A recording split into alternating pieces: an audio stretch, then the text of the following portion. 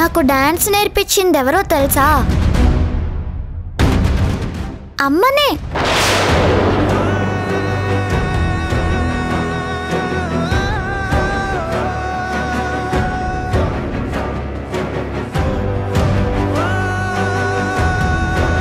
అమ్మ చాలా బాగా డాన్స్ చేస్తుంది, కానీ మీకు ఇష్టం లేదని అమ్మ వదిలేసిందంట.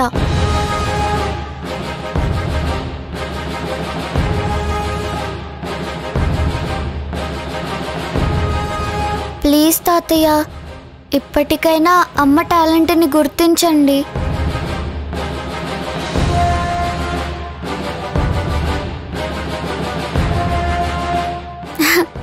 ఇదిగో చూడండి, నాకొచ్చిన ఫస్ట్ ప్రైజ్. ఇది చూడండి తాతయ్య, చూడండి.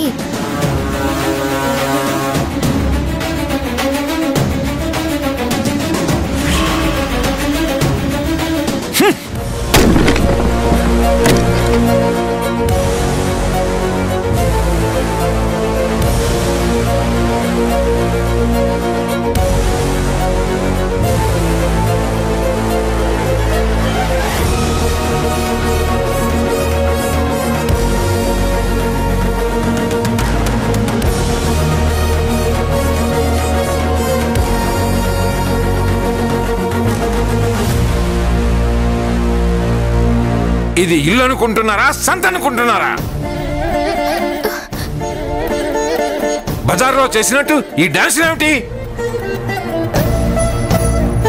ఏంటి కమలా ఇది? నువ్వు వాడికి డాన్స్ నేర్పించావా? చెప్పు కమలా. నేర్పించాను.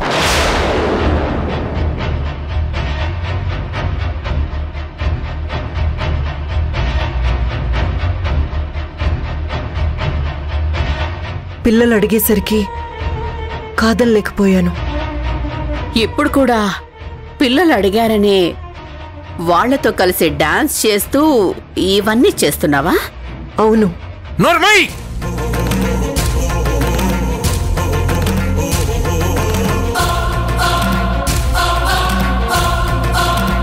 నీ కొంచెం కూడా బుద్ధి ఉండక్కర్లేదా? నేనేం చెప్పాను, నువ్వేం చేస్తున్నావు?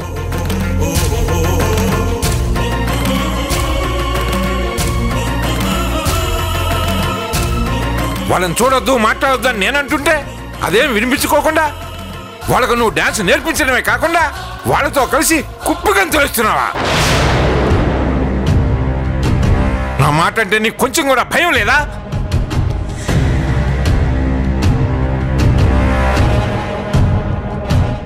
ఏంటి వదినా ఇది? వద్దన్న పనులు చేస్తే నాన్న ఎంత హర్ట్ అవుతారో నీకు తెలుసు కదా. అంటే తెలిసి కూడా నువ్విలా చేస్తున్నావంటే ఏమనుకోవాలి? నేనెప్పుడు మావయ్యని బాధ పెట్టే పని చెయ్యను. అందుకే నేను నా కళ్ళకి దూరంగా ఉంటున్నాను.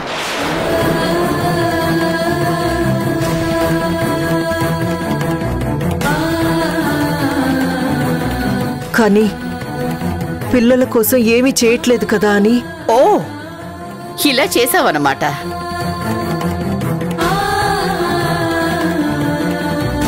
తప్పు చేశావు కమలా, చాలా పెద్ద తప్పు చేశావు.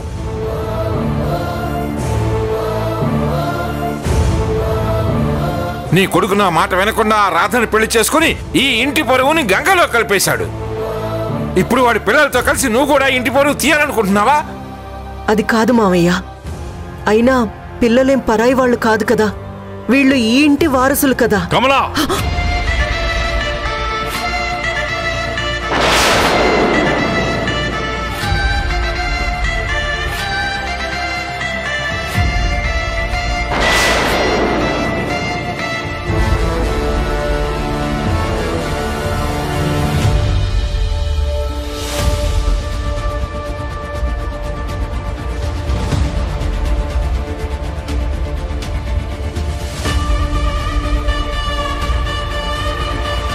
అసలు నువ్వేమనుకుంటున్నావు? మా నాన్నగారికే ఎదురు సమాధానం చెప్తావా?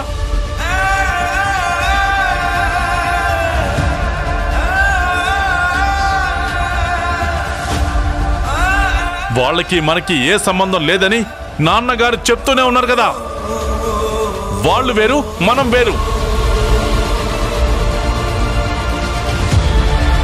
సారీ బిగ్ తాతయ్య, అమ్మని ఏమనద్దని చెప్పండి.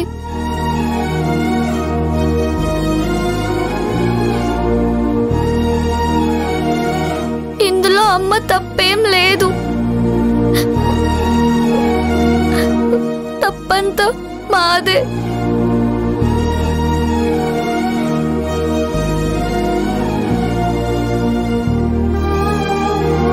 అమ్మ మాతో మాట్లాడడం మీకు ఇష్టం లేదు కదా? సరే, ఇక నుంచి అమ్మతో మేం మాట్లాడం.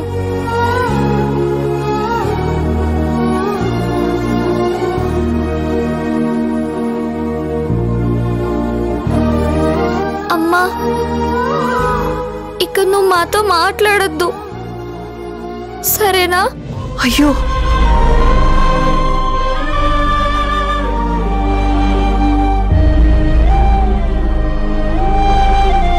అవునమ్మా, ఇక నుంచి నీకు మాకు కట్టి.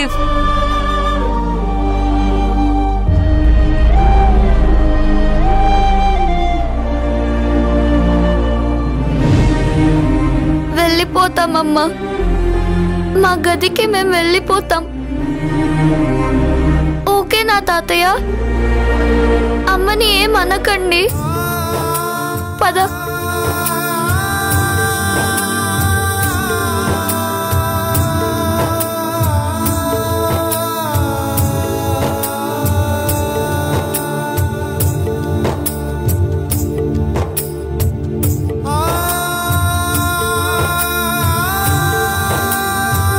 అక్క, ఇది అతుక్కోవట్లేదు. ఇది అతుక్కోదులేరా, పద వెళ్దాం.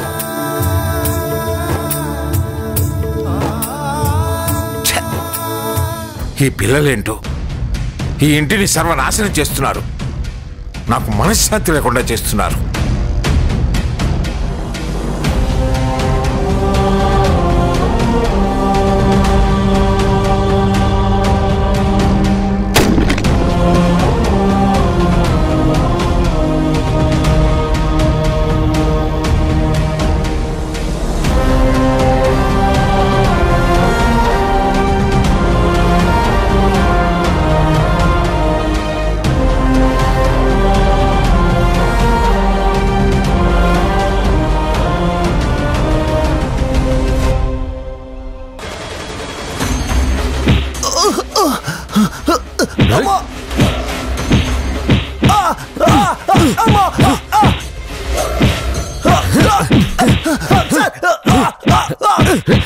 వదిలేండి సార్, వదిలేండి సార్.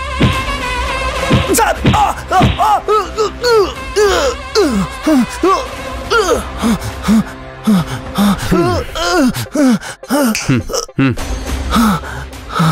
ఎరా నొప్పిగా ఉందా? అవును సార్.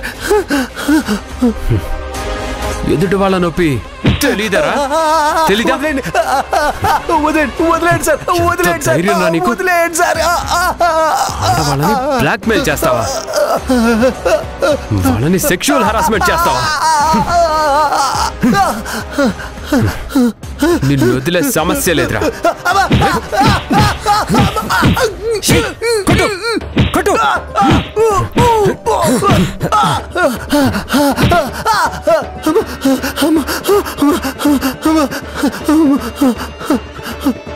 నీకు అసలు పసిపిల్లలంటే జాలి లేదు కదా?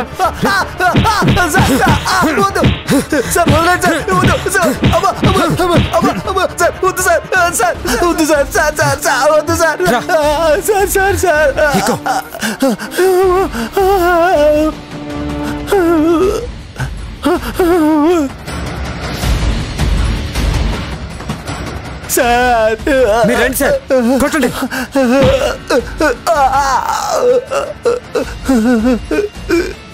నా రోజే పట్టుకొని కుమ్మాల్సిందిరా, కానీ మా పిన్ని దయ వల్ల బతికి బయటపడ్డావు.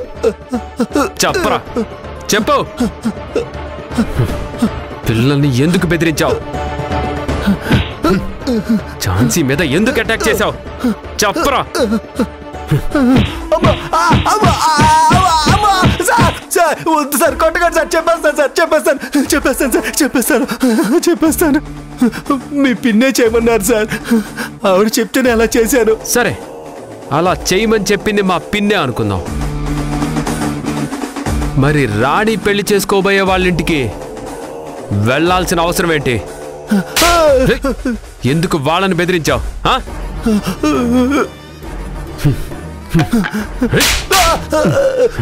నిన్నెవడు పంపించాడు అసలు వాడి మోటివ్ ఏంటి చెప్పరా చెప్పు చెప్పు చెప్తాను సార్ చెప్తాను చెప్పు ఎవడాడు టామ్ సార్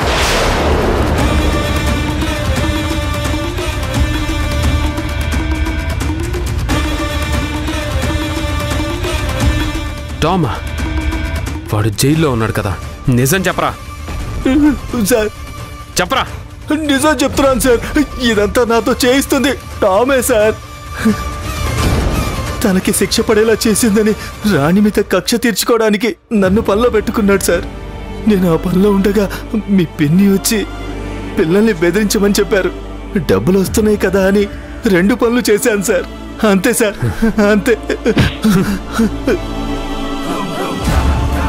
రాణి జీవితాన్ని నాశనం చేసిందే కాకుండా వాడింకా తన మీద కక్ష సాధించాలని చూస్తున్నాడా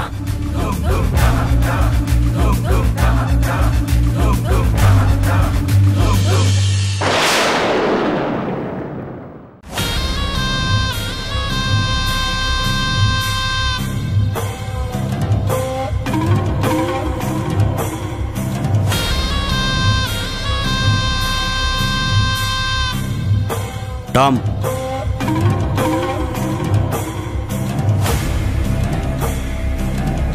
రావణ్ పోలీసులకు దొరికిపోయాడని ఇప్పుడే న్యూస్ వచ్చింది వాట్ మీ వాడు దొరికింది ఎవరికో కాదు డైరెక్ట్గా ఎస్ఐ గౌతమ్ గారికి దొరికిపోయాడట ఇన్ఫర్మేషన్ కరెక్టేనా కరెక్టే ఆల్రెడీ ఇంటరాగేషన్ కూడా స్టార్ట్ చేశారు రావణ్ గారు దొరికిపోయాడా మై గాడ్ గౌతమ్ సార్ గురించి మీకేమో కానీ నాకు మాత్రం బాగా తెలుసు ఖచ్చితంగా వాడి నోటి నుంచి నిజం కక్కించేదాకా వదిలిపెట్టరు మీ పేరు బయటకు వచ్చినా రావచ్చు ఎందుకైనా మంచిది జాగ్రత్తగా ఉండండి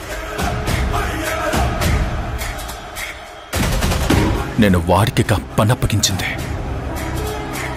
అంటే ఇప్పుడు నేను అనుకున్నది జరగదా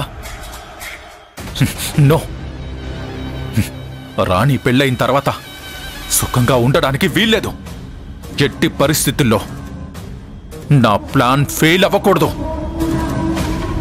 ఎలా అది జరగాలంటే ఇప్పుడు ఏం చేయాలి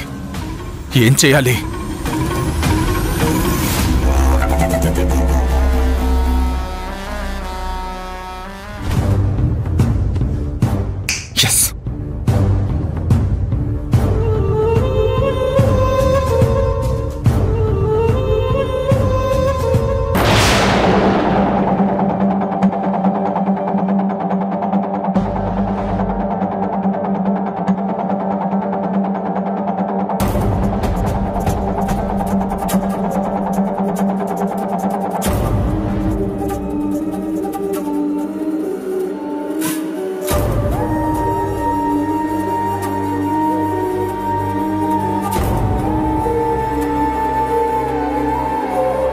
ఏంటి మేడం ఇది సమయానికి మేము వచ్చాం కాబట్టి సరిపోయింది లేదంటే వాడికి ఏమైనా అయ్యుంటే పరిస్థితి ఏంటి మరి నన్నేం చేయమంటావు ఝాన్సీ వాడు పెట్టే టార్చర్ నేను భరించలేకపోయాను క్షణక్షణం చిత్రవధ అనుభవించాను ఏం చేయాలో తెలియలేదు అందుకే వాడిని చంపేయాలని ఫిక్స్ అయ్యాను ఈ ఇంట్లో ఇంతమంది ఉన్నారు మీ కష్టాన్ని పంచుకునే మనుషులు ఎవరు లేరా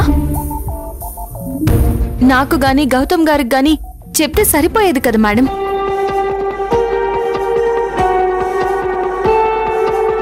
ఎలా చెప్పాలి ఝాన్సీ నేను చేసిన పనికి మీ ముందు తలెత్తుకోవాలంటేనే చాలా అవమానంగా ఉంది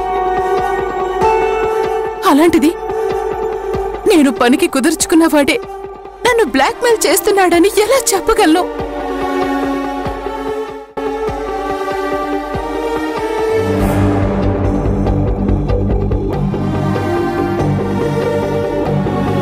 ఒకవేళ చెప్పినా మీరంతా ఎలా రియాక్ట్ అవుతారోనని చాలా భయం వేసింది. అంతేకాకుండా ఎవరికైనా ఆ విషయం చెప్తే నా గురించి నేరుగా మా మావయ్యకి చెప్తానని వాడు బెదిరించాడు. వాడి కండిషన్స్ కి ఒప్పుకోలేక, ఎవరికి నా బాధ చెప్పుకోలేక నాలో నేనే నరకయాతన పడ్డాను. నా సంసారాన్ని, ఇంటి పరువుని కాపాడుకోవడానికి నాకింతకన్నా మరో మార్గం తోచలేదు.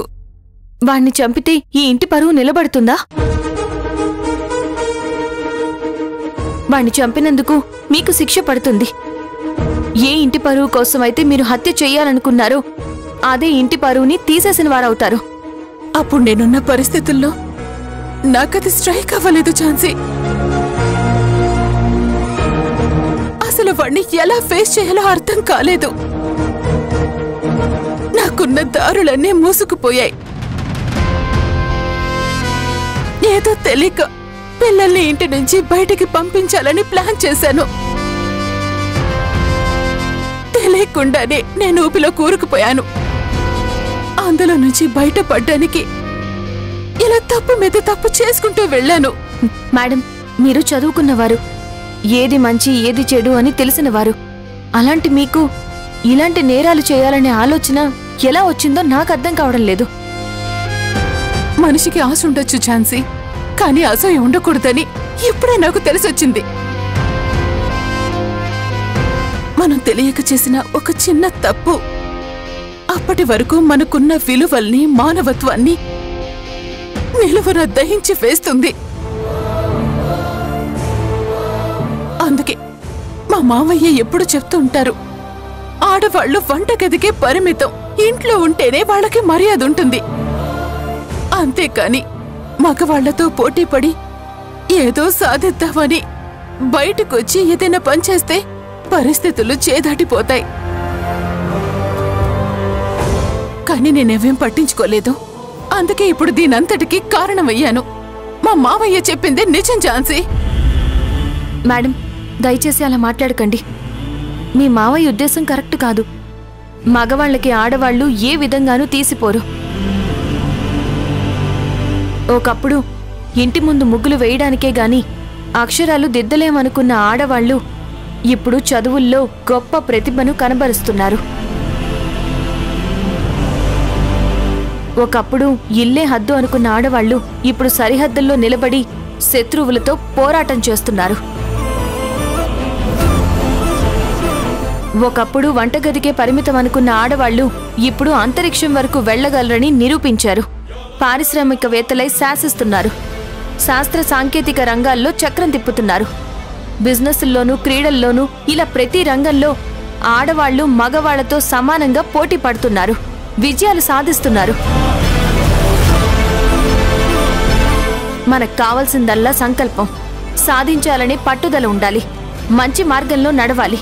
ప్రతి సిచ్యువేషన్ని గుండె ధైర్యంతో ఎదుర్కోవాలి. మన ఆశయం గొప్పదైతే గెలుపు మన సొంతం అవుతుంది. కానీ ఇందులో మీరు ఏ ఒక్క మార్గాన్ని ఎంచుకోలేదు. మీరు తప్పుదోవలో నడవాలనుకున్నారు. పరిస్థితుల్ని అంచనా వేసుకోకుండా ఒక దుర్మార్గుడితో చేతులు కలిపారు. అందుకే మీకు ఇలా జరిగింది మేడం. తప్పు చేశాను ఝాన్సీ, చాలా పెద్ద తప్పు చేశాను.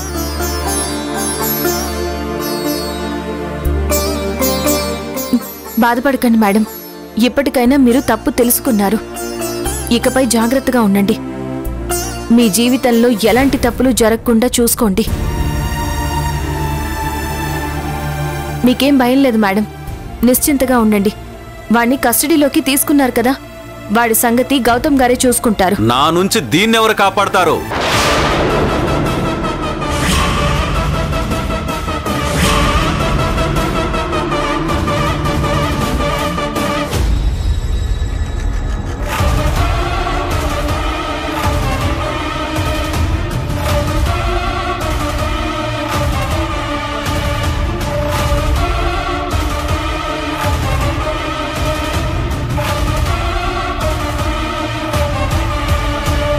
పిల్లల్ని ఇంట్లో నుంచి బయటికి పంపించడానికి నువ్వు ఇంత కుట్ర చేస్తావా?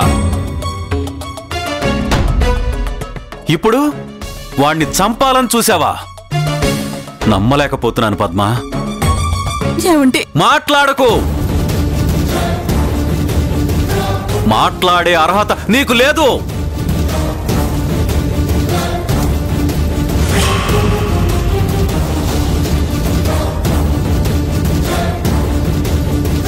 నేను తప్పు చేశానండి, నన్ను క్షమించండి. నువ్వు చేసింది తప్పు కాదు, పాపం చేశావు.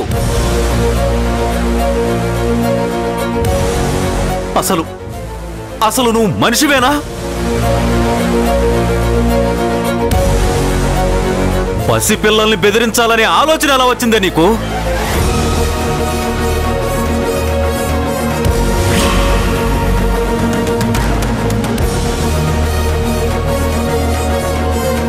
తల్లిదండ్రులు లేని పిల్లల్ని తల్లిగా దగ్గరకు తీసుకోవాల్సింది పోయి వాళ్ళ ప్రాణాలతోనే చెలగాటం ఆడతావా?